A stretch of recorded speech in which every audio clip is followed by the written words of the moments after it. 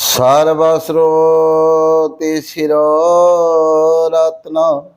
विराजित पदाम्बुजं वेदान्तम्बुज सूर्याय तस्मै श्री गुरवे नमः। वसुदेवं सुतं देवं कंसचाणूरमर्दनं देवकी परमानन्दं कृष्णं वन्दे जगद्गुरु। कृष्णाय वासुदेवाय हरये परमात्मने प्रणतक्लेशनाशाय गोविन्दाय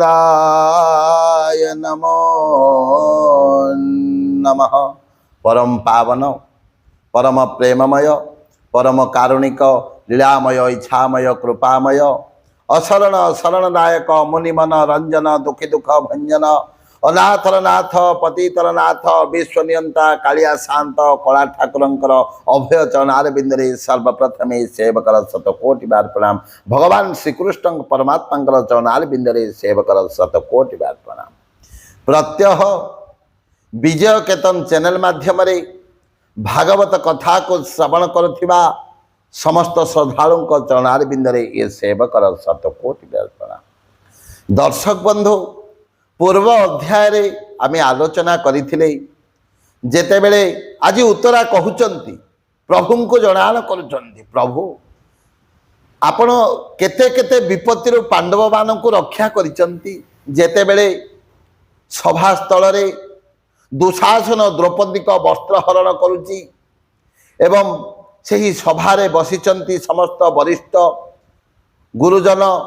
पंचु पांडव महाराज धृतराष्ट्र समस्ते अछंती। आज द्रौपदी समस्त को निवेदन करुचंती किंतु केही मध्य तांको रक्षा करुना।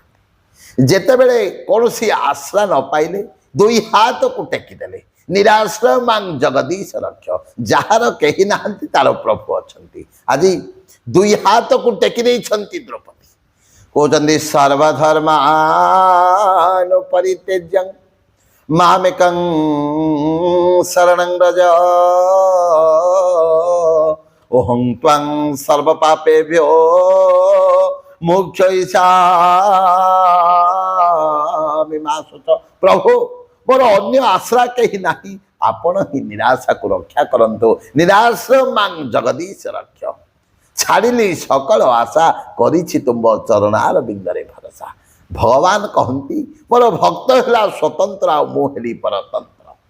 मो भक्त जो भाव जे जो जगार जेते बेले मते डाकी भक्तर मनस्तात्विक चिंताधारा को फलप्रसू करने परिप्रकाश करने मुझे जगार पहुँची जाए। आज भगवान कौन कर 56 भोग बढ़ा होती अष्टपाट वर्ष अच्छा रुक्मिणी सत्यभामा बाढ़ुंट खावाई जेते बेले द्रौपदी दुई हाथ टेकी दे आज डाकुंट भगवान सर्वांग प्रकंपित है भगवान सर्वांग प्रकंपित है आसुची आसुची द्रौपदी कही से छती सानिध्य को छाड़ीदे 56 भोग को छाड़ीदे से समस्त व्यंजन को छाड़ीदे आज आसी जाती द्रौपदी सभास्थल एवं जेते बेले आसी जाती प्रभुना एपटे दुशासन वस्त्र हरण करुच्ची झिकी झिकी सी वस्त्र टाणी टाणी हालिया हो गला एपटे झाड़ बाहरी गला पर्वत आकार लगा गदा है आउ केते झिकब सी आश्चर्य हो जाऊँगी कहीं भगवान कृपा हो गला आज द्रौपदी एक किए कहते आज द्रौपदी प्रार्थना करचंती उत्तरा कहते प्रभु जेते बेले विपत्ति पड़ी आज उत्तरा प्रभु को कहते प्रभु केड़े केड़े विपत्ति न पड़ेला कृष्ण थिबारो किछि न होइला। कहले प्रभु पांडव मानकु केड़े केड़े विपत्ति न पड़िला प्रभु केड़े केड़े विपत्ति न पड़िला कृष्ण थिबारो किछि न होइला। पांडव मान को अनेक विपत्ति पड़ा प्रभु किंतु आपण अच्छी ना जहाँ को रखिबे अनंत कि करि पारे बलवंत। आज आपण थिबारु माँ द्रौपदी को जेते बड़ विपत्ति पड़ीथिला माँ जेते बेले मो माँ द्रौपदी कांदिले आपण तो आसी सा होइथिले ना। आज पुनर्बार कहउचंती द्वितीय कथा जेते बेले दुर्वासा ऋषि ଯୁଧିଷ୍ଠିରଙ୍କ ପାଖରେ ଜଙ୍ଗଲରେ ବନରେ ଥିବା ସମୟରେ 10,000 ଶିଷ୍ୟଙ୍କୁ ନେଇ ପହଞ୍ଚିଲେ ଏବଂ ଯୁଧିଷ୍ଠିର କହିଲେ ଠିକ ଅଛି ଆପଣ ଆସନ୍ତୁ ମୁଁ ଭୋଜନର ବ୍ୟବସ୍ଥା କରିଦେଉଛି। କାହିଁକି କାହିଁକି କହିଲେ ନା ସେ ଜାଣିଥିଲେ ଯେ ଦ୍ରୌପଦୀଙ୍କ ପାଖରେ ଯେଉଁ ଅକ୍ଷୟ ପାତ୍ର ଥିଲା ସୂର୍ଯ୍ୟଙ୍କୁ ଆରାଧନା କରି ମା ଦ୍ରୌପଦୀ ଗୋଟିଏ ଅକ୍ଷୟ ପାତ୍ର ପ୍ରାପ୍ତି କରିଥିଲେ ଆଉ ସେ ସେଇ ଅକ୍ଷୟ ପାତ୍ର ପାଖରେ ଏଭଳି ଶକ୍ତି ଥିଲା ମା ଦ୍ରୌପଦୀ ନ ଖାଇବା ପର୍ଯ୍ୟନ୍ତ ଯେତେ ହଜାର ଯେତେ ଲକ୍ଷ ଯେତେ କୋଟି ଲୋକ ଖାଇଲେ ମଧ୍ୟ ସେହି ପାତ୍ରରୁ ଖାଦ୍ୟ ମିଳିବ। କିନ୍ତୁ ଯେତେବେଳେ ଦୁର୍ବାସା ଆଜି ପହଞ୍ଚିଛନ୍ତି ଆତିଥ୍ୟ ପ୍ରଦାନ କରିବା ପାଇଁ ଯୁଧିଷ୍ଠିର କହିଛନ୍ତି କାହିଁକି ନା ଯେତେବେଳେ ମହାରାଜ ଦୁର୍ଯ୍ୟୋଧନଙ୍କ ପାଖକୁ ଦୁର୍ବାସା ଋଷି ଗଲେ ଏବଂ ଭୋଜନ କଲେ ଏବଂ ଆଶୀର୍ବାଦ ଦେବା ପାଇଁ କହିଲେ ସେତେବେଳେ ଦୁର୍ଯ୍ୟୋଧନ ଚିନ୍ତା କଲେ ଆଜି ଭାଇମାନଙ୍କ ପାଖକୁ ପଠେଇଦେବି ଯୁଧିଷ୍ଠିରଙ୍କ ପାଖକୁ ପଠେଇଦେବି କହିଲେ ଦେଖ ମୋର ଆଶୀର୍ବାଦ ଆବଶ୍ୟକ ନାହିଁ ମୋ ଭାଇ ଜଙ୍ଗଲରେ ଅଛି ତାଙ୍କ ପାଖକୁ ଯାଆନ୍ତୁ ସେଇ ପଞ୍ଚୁପାଣ୍ଡବକୁ ଆଶୀର୍ବାଦ କରନ୍ତୁ। ଯେତେବେଳେ ଦୁର୍ବାସା ଋଷି ଆଜି ପହଞ୍ଚିଛନ୍ତି ଏପଟେ ଯୁଧିଷ୍ଠିର ଖାଇବାର ବ୍ୟବସ୍ଥା କରିବା ପାଇଁ କହିଛନ୍ତି ଋଷିମାନେ ଯାଇଛନ୍ତି ଦୁର୍ବାସା ଏବଂ 10,000 ଶିଷ୍ୟ ଯାଇଛନ୍ତି ସ୍ନାନ କରି ଆସିଲେ ଖାଇବେ। ଯେତେବେଳେ ଘରକୁ ମଧ୍ୟକୁ ପ୍ରବେଶ କରି ଯାଉଛନ୍ତି 5 ଭାଇ ତ ଆଜି ଖାଇସାରିଛନ୍ତି ହେଲେ ଯେତେବେଳେ ଯୁଧିଷ୍ଠିର ଆସି ଆଜି ଶିବିର ମଧ୍ୟକୁ ପହଞ୍ଚୁଛନ୍ତି ଦେଖିଲେ ଆଜି ଦ୍ରୌପଦୀ ପ୍ରସାଦ ଗ୍ରହଣ କରୁଛନ୍ତି ଆଜି ଖାଉଛନ୍ତି ଗୋଟିଏ ଜାଗାରେ ଠିଆ ହୋଇ ପଡ଼ିଲେ ମୁହଁ ଆଜି କଳା କାଠ ପଡ଼ିଗଲା ସର୍ବାଙ୍ଗ ପ୍ରକମ୍ପିତ ହେଲା କିଂକର୍ତ୍ତବ୍ୟ ବିମୂଢ଼ ଆଜି କ'ଣ କରିବେ ଚିନ୍ତା କରୁଛନ୍ତି ଏବଂ ଯେତେବେଳେ ମା ଦ୍ରୌପଦୀ ଚାହିଁଦେଲେ ଯୁଧିଷ୍ଠିରଙ୍କ ମୁହଁକୁ ସର୍ବାଙ୍ଗରୁ ଝାଳ ବାହାରୁଛି ମୁହଁ କଳା କାଠ ପଡ଼ିଯାଇଛି ବାଷ୍ପ ହୋଇଯାଇଛନ୍ତି ପାଟିରୁ କୌଣସି କଥା ବାହାରୁନି। ପଚାରିଲେ ସ୍ୱାମୀ କ'ଣ ହୋଇଛି ଆପଣଙ୍କର ଆପଣ ତ ସବୁବେଳେ ମୋତେ କହନ୍ତି ଯାଅ ତୁମେ ଖାଇଦିଅ ଏତେ ବିଳମ୍ବ କରନି ତୁମେ ପ୍ରସାଦ ଗ୍ରହଣ କରିଦିଅ ଆଜି କାହିଁକି ମୁଁ ଯେତେବେଳେ ଖାଉଛି ମୋତେ ଦେଖି ଆପଣ ଏଭଳି ଠିଆ ହୋଇଯାଇଛନ୍ତି ପୁଣି ସର୍ବାଙ୍ଗରୁ ଝାଳ ବାହାରୁଛି ମୁହଁରୁ କଥା ବାହାରୁନି। ସେହି ସମୟରେ ଯୁଧିଷ୍ଠିର କହୁଛନ୍ତି ଦ୍ରୌପଦୀକୁ ଦେଖ ଆଉ ଅଳ୍ପ ସମୟ ପରେ ତ ଆମେ ମରିବା ନା ଆମର ମୃତ୍ୟୁବରଣ ହେବ ଆଉ କ'ଣ କରିବା। ସେହି ସମୟରେ ଦ୍ରୌପଦୀଙ୍କର ଯେଉଁ ଖାଉଥିଲେ ପାଟିରୁ ଭାତଟା ପଡ଼ିଗଲା ବେଲେ ସ୍ୱାମୀ କାହିଁକି କ'ଣ ଅସୁବିଧା ହୋଇଛି ନା ଆଜି ଦୁର୍ବାସା ଋଷି କ'ଣ କରିଛନ୍ତି 10,000 ଶିଷ୍ୟଙ୍କୁ ନେଇ ପହଞ୍ଚିଛନ୍ତି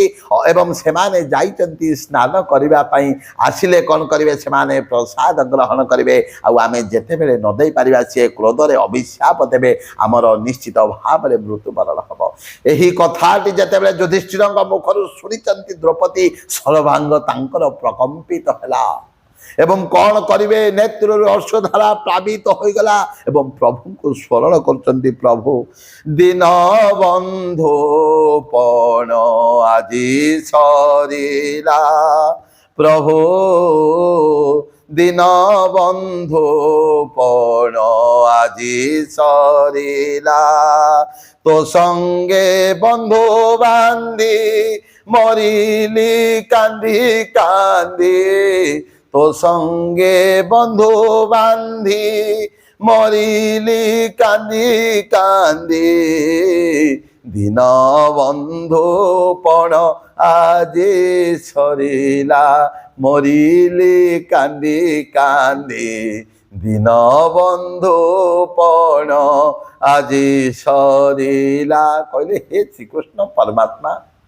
तुम सांगरे बंधु बांधी मु कि लाभ पाइली जेतेबेले भगवान को प्रार्थना करचंती एपटे खाइबा थाली तरु अन्न पड़ी जाइची नेत्ररु अश्रुधारा प्लावित होई बुंदा बुंदा नेत्ररु अश्रु पड़ुची सेही खाद्य तळी रे सेही समय भगवान श्री कृष्ण परमात्मा बसिथिले एपटे रोहिणी सत्यभामा अष्टपाटवंशी समस्ते अछंती भगवान को व्यंजन दौचंती प्रभु खाद्य ग्रहण करुथिले जेतेबेले द्रौपदी एभली कहिदेले कांदुचंती भगवान